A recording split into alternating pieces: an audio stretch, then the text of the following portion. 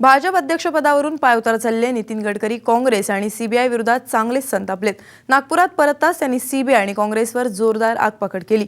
एवढंच नाही तर आमचं सरकार आल्यानंतर सीबीआयच्या अधिकाऱ्यांना कोण वाचवेल असा धमकीवजा इशाराही त्यांनी दिलाय।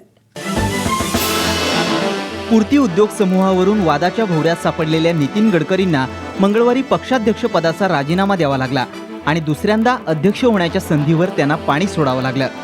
हा सर्व प्रकार गडकरींच्या खूपच जिव्हारी लागलाय। त्यामुळेच नागपुरात परतताच त्यांनी थेट सीबीआयलाच लक्ष केलं। अध्यक्षपदाच्या निवडणुकीच्या पार्श्वभूमीवरच सीबीआयनं छापे कसे टाकले असा सवाल त्यांनी केलाय। सीबीआयच्या अधिकाऱ्यांनी जाणीवपूर्वक आपल्या विरोधात कारस्थान रचलं असून आमचं सरकार आल्यानंतर या अधिकाऱ्यांना कोण वाचवणार असा धमकीवजा इशाराच त्यांनी दिलाय। उन्होंने भी याद रखना चाहिए कि कांग्रेस का शासन तो ये नैया डूबी हुई है। ये जब जाएगी, जब हमारी सरकार आएगी तो तुमको बचाने के लिए कोई चिदंबरम और कोई सोनिया गांधी तुम्हारे लिए नहीं आएगी। सीबीआय बरोबर त्यांनी काँग्रेसवर आणि त्यांच्या मित्रपक्षांवरही गरळ ओकली। यूपीएनं माझी आणि पक्षाची प्रतिमा मलिन करण्याचा प्रयत्न केला असा आरोप गडकरींनी केलाय।